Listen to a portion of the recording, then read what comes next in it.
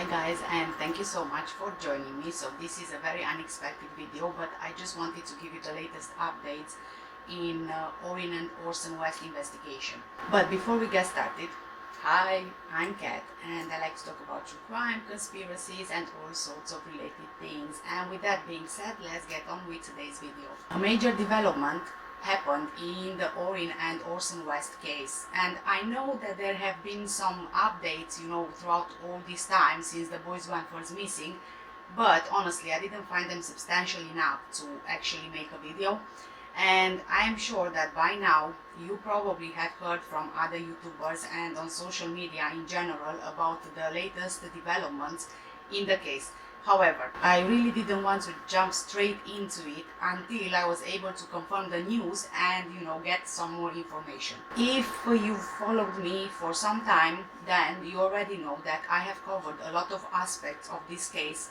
At the beginning of, I think it was 2021, I also made my own interview analysis of Cincere and Jacqueline West's media interview, the one and only, and quite honestly, most of us could tell from the beginning that something about the whole story just seemed off. Not only their story didn't make any sense, but also after that interview, I think that's when we all knew that those were complete fabrications. And I'm sure that you remember at the time of Orrin and Orson West going missing, there was a substantial media coverage around this case. YouTubers were going to the address. AB Watchman got involved as well in trying to figure out where the boys are. So basically, it got a lot of media attention, just like it did Summer Wells case, just like it did Gabby Petito case. So there were always boots on the ground trying to find out or find any information or any clue as to what might have happened with the boys. And like the police has mentioned already, because of all this media coverage and all these people trying to figure out what happened, it kind of hindered the investigation, because there were a lot of people who were trying to find out what happened. However, they didn't have the experience necessary, and so they would take a rumor and send it to the police as facts, and then the police would kind of follow the leads, and they would waste their time following rumors when they could have spent that time trying to search for the boys or any clues as to what happened with the boys. But I'm quite sure that from the get-go something was wrong with the storyline that Cincere and Jacqueline gave.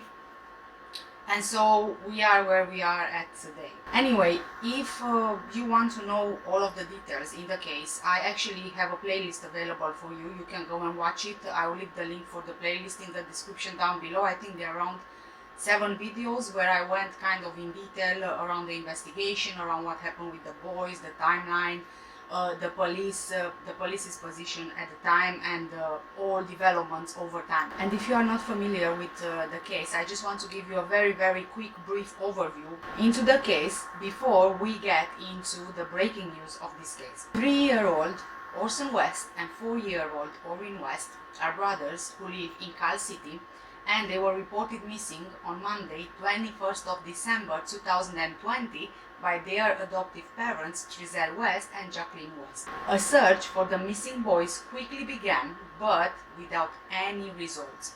Police and the FBI got involved, and canine dogs were also brought in. Authorities searched the house and they dug up the backyard. The dogs, it seems that they picked up the scent of Orrin and Orson in the house, but nowhere outside in the backyard. Previously named Classic and Cincere by their biological mother, Ryan Dean, Orrin and Orson West have been fostered in 2018 and then adopted in 2019 by Cincere and Jacqueline West. They have 2 more adoptive children and 2 biological children. Orrin and Orson are the youngest of the siblings, and at this point in time they would be 4 and 5 years old.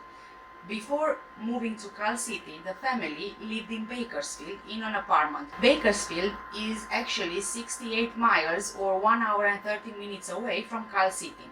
Apparently, their decision to move to Cal City was for the children to have a backyard and for a bigger space, which in a sense it would make sense, because they were trading the apartment in Bakersfield with a house and a backyard in Cal City. However, the things that didn't make sense to me from then on was that they decided to make such a drastic move from a big city to a small town in the middle of nowhere. And when I mean nowhere, I literally mean nowhere. They were surrounded by desert.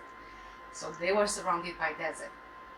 Whereas in comparison to the city they moved from, there were a lot of greeneries, playgrounds, outdoor spaces. So basically they could have gone anywhere around that area, and it would have been more beneficial to the children to keep living there, especially because they had local connections with family, friends, and so on. So that to me was a very weird thing from the get-go. According to Ryan, the children's biological mother, they were removed because she was found to be using drugs. She claims, however, that she was using medical marijuana, for which she did have medical notes from the doctor. So after the kids were taken away, she was trying to get them back, even presenting the medical note to the judge handling the case, but he wouldn't budge. He didn't even take that note into consideration. So the kids were put into foster care, going to Trizelle and Jacqueline, which is another important thing, because the aunt, I believe, was trying to get custody of the children. However, CPS decided, and the judge and the court and the legal system decided that the children are better off living with someone they don't know rather than living with some other members of the family, which would be the normal process. However, as it turns out, the children went to live with Trizelle and Jacqueline West. Again, according to Ryan, she had no idea that the kids were adopted until the second day of their disappearance, when she heard on the news that they have been adopted. Again, this is a major red flag in my view. How can the biological mother not be informed at least that they have been adopted? So it was a mess from the get-go. So let's go into what exactly happened on 21st of December 2020, a few days before Christmas. Trizelle said that on that evening at around 5 p.m. the boys were playing in their back patio. He said that Jacqueline was inside wrapping Christmas gifts while he went out the back gate to gather wood for a fire. When he returned, the pair had vanished. They searched inside the house and around the backyard. He then drove around the neighborhood, calling their names and talking to neighbors. This again is, I've mentioned this in the previous videos I covered around Orrin and Orson West. This again was a ridiculous story, and a story which didn't make sense at all. First of all, why would Jacqueline send the boys out in the dark and cold to play with chalk on the patio, and she would stay inside and wrap Christmas gifts for the children? I mean,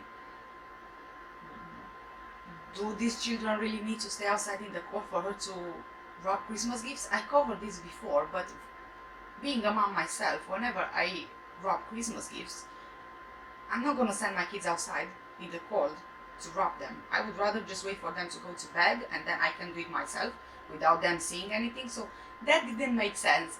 And then Trizelle, he went outside and he was gathering wood for the fire, and then the boys just vanished. So completely disappeared off the face of the earth in a matter of minutes, with him gathering wood for the fire, using the same side gate to gather the wood, which he would have been able to 100% see if those kids left through the same gate whilst he was gathering wood for the fire. Like I said in my in-depth video, this wood for the fire and everything which was mentioned in their story, it had to start from somewhere. And I think that the main idea for their story was the gathering of the wood, and also making a fire, because if it wouldn't be so cold outside, he wouldn't have to make a fire, so then he wouldn't have to go outside and gather firewood. So there are a lot of things there. And he says that he also then drove around the neighborhood, calling the children's names and talking to neighbors. So I think that he drove around the neighborhood for a total of 3-4 minutes, let's say 7 minutes. And the way that he drove, he actually sped in the van that he used to drive around the neighborhood. So who in their right mind and who logically would speed off whilst driving and looking for children, for 2 boys in the dark? So you speed off. How do you manage to see those kids if you speed off rather than go slowly. Why not go on foot?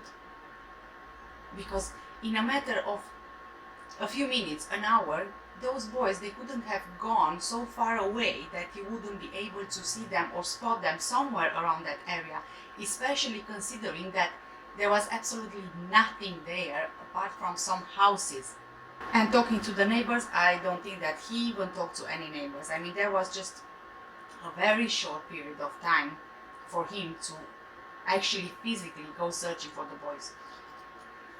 As new footage from a nearby neighbor was obtained, it became clear that Cincere and Jacqueline's version of events did not align with what was shown on the camera. And I'm sure that you have seen this footage before, and I believe that the first one who actually got hold of the footage was AV Watchman when he went to the neighbor's house, and then the neighbor showed him the footage. And even from the beginning, as AV Watchman was pointing out in that live video, the timestamps, they didn't match with the story that Cincere and Jacqueline were saying, and with the time of the reports being made to police about the boys going missing. So a lot of people, and I think including the police, were saying that perhaps the timestamps on the camera was wrong because it didn't match. It didn't match with Cincere and Jacqueline's story. However, I tend to believe, and I think a lot of people believe, that those timestamps on the camera were correct. What was not correct was Cincere and Jacqueline's version of events and the times. That footage coincided with the report received by police, so the time matched with that, but not with Cincere and Jacqueline's version of events. What's worse in this case, neighbors reported never having seen the boys ever since the family moved to Cal City from Bakersfield in September 2020. And of course, in the media interview that Cincere and Jacqueline gave, they gave the reasoning of being during the pandemic, so they really spent time as a family indoors and in the backyard rather than, going out. So that would be a justification as to why the neighbors didn't see the kids. Even more so, there is no witness whatsoever who can actually verify Orrin and Orson West have ever hopped in the van they used to move from Bakersfield to Cal City with the rest of the family. Apart from Cincere and Jacqueline, of course, there's no other witness who can say that they have seen those boys. And when I initially looked into this case, my question was, and I'm sure a lot of people's question was the same, why did they report the children missing before Christmas? So, according to Cincere's interview, all children went to their grandparents for the holidays, and only Orrin and Orson West stayed with them because they were the youngest. Honestly, guys, I see it completely different. I think that the grandparents or relatives must have asked to see the boys over the holidays, and potentially, and I think that even Ryan, the biological mother, she wanted to give them Christmas presents. So obviously, at this point, Cincere and Jacqueline, they had to come up with a cover story, with a missing children story, because how else would they explain the fact that the boys are missing? So they really didn't have a lot of time, or they didn't really think that far ahead to come up with a story or whatever, so they had to come up with a missing children story. And now, let's get back to the breaking news in Orrin and Orson West investigation. Finally, after 14 months since Orrin and Orson was first reported missing from their Cal City home, from their adoptive parents, and with seemingly no progress in the investigation, on Tuesday, the 1st of March 2022, Bakersfield police charged both Cincere and Jacqueline with murder. We've already suspected this from the beginning. Most of us suspected that something happened with the boys, and Cincere and Jacqueline were both responsible for it. And finally, we are able to see some results. Cincere and Jacqueline West were each of them charged with 2 counts of second-degree murder, 2 counts of willful cruelty to a child, and 1 count of false report emergency.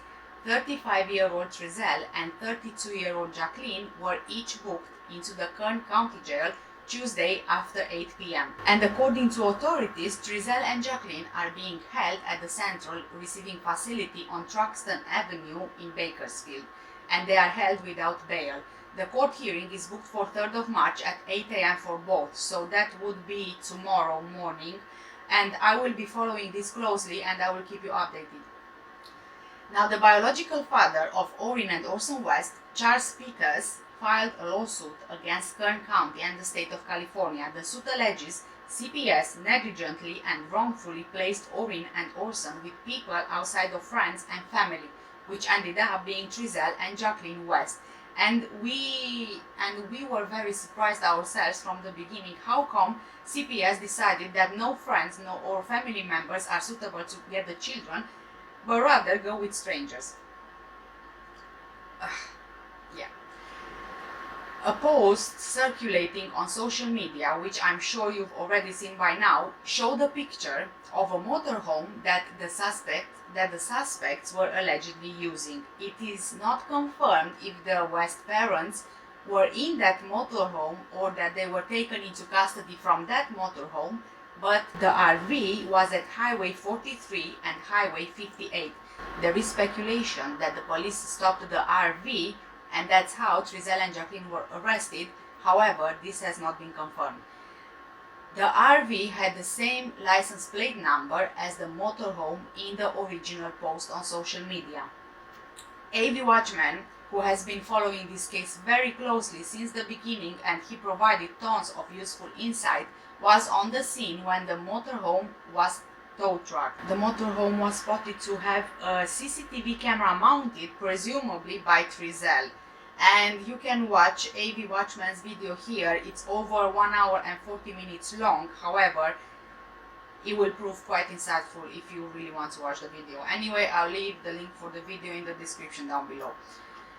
At this point, it's not known exactly what led the police to arrest Cincere and Jacqueline, but I'm sure that in due time they will update the public. I think that considering the investigation is ongoing and with all the charges against them and them being held without bail, they don't really want to release a lot of information, mainly because it could potentially damage their investigation and the potential charge against them. Now, what I was thinking when I've seen the news of this early this morning, and what I was thinking to myself was, how come after all this time something finally happened? What led to the police actually arresting Cincere and Jacqueline? And I was wondering to myself, did the biological children and the other adopted children of Cincere and Jacqueline start speaking? It's been over 14 months. Is it in any way possible that one of the children or all of the children spoke to police and eventually told police what happened? Or I am thinking as well, is there any possibility that perhaps Cincere or Jacqueline, either one of them, flipped on each other? Maybe to get a plea deal or something? I have no idea. But it wouldn't be surprising that one of them flipped on each other, and my suspicion is that if indeed that happened, I think that it was Jacqueline who flipped on Cincere, because I think that she was scared of him. Her demeanor in their interview was weird, but I also got the feeling of perhaps being scared of him in some way. Was he controlling? Was he manipulative? Did he threaten her, or did they do it together, or did she find out after the fact and obviously she was asked to cover it up, to lie for him? I have no idea, but I think that if someone will flip on each other, I think the one most likely to flip on the other would be Jacqueline. So Orrin and Orson West have not been found yet. Their remains have not been found. Obviously, since they are charging Cincere and Jacqueline with murder, the police are suspecting at this point that they will find bodies and not find them alive. So sadly, I know that is not the outcome that we wanted for the children. However, this is the most likely scenario after so long. And although their bodies have not been found, Cincere and Jacqueline are still being charged with murder, which makes me wonder. We all know that without a body, it's very difficult to charge someone and send them to prison. So my guess is that at this point, the police have substantial circumstantial evidence against both of them to be so confident that when they present the case to the jury will find them guilty. So I think that there is an enormous amount of circumstantial evidence which definitely points to them being responsible for Orrin and Orson West's deaths, and that's the reason why the police moved now forward. They decided to now take action, because there must be something that they have which convinces them almost fully that Cincere and Jacqueline are responsible. Then we also know that there was a substantial reward amount put for Orrin and Orson West, and for anyone who comes forward with any tips that would eventually lead to the boys being found, or to the person responsible being brought to justice. So again, I am wondering, is there any possibility that someone came forward with a very lucrative tip which led to the police to point exactly the blame on Cincere and Jacqueline for Orrin and Orson murders? Another thing can be, did one of them confess, or did both of them confess? Also, I think that, as far as I remember, both of them, they took some lie detector tests and they passed. And I mean, don't quote me on that, I will double check. But is it possible that one of them confessed? And again, I'm thinking, if one of them did confess, my gut feeling is telling me that he was Jacqueline and not Cincere. I mean, yes, I know that Cincere and Jacqueline, especially Cincere, in that interview, he was very nervous, and you could see clearly that he was guilty. You could see clearly that he was guilty from his demeanor in that interview. However, I don't see him as a person to confess. So the only way I would see this as a possibility is if Jacqueline herself was also involved in the murder of Orrin and Orson, and she couldn't hold it in any longer, and so she confessed. Although I don't know how this is going to work out, but I surely hope that this is the step in the right direction, and they will go through trial, and they will go to jail for what they did to Orrin and Orson West. Please do let me know, guys, what do you think in the comment section down below. Like I said, I'll also leave the link for my playlist covering the case of Orrin and Orson West from the beginning in the description down below. Also, AV Watchman's live video from the night that the RV was towed away by police. That will be in the description down below as well. And if there are any updates, I'm hoping that we will find out something more tomorrow. If there are any updates, I will keep you updated, guys. I will follow this very closely. Thank you so much for watching. Stay safe and take care, and I will see you in the next one. Bye.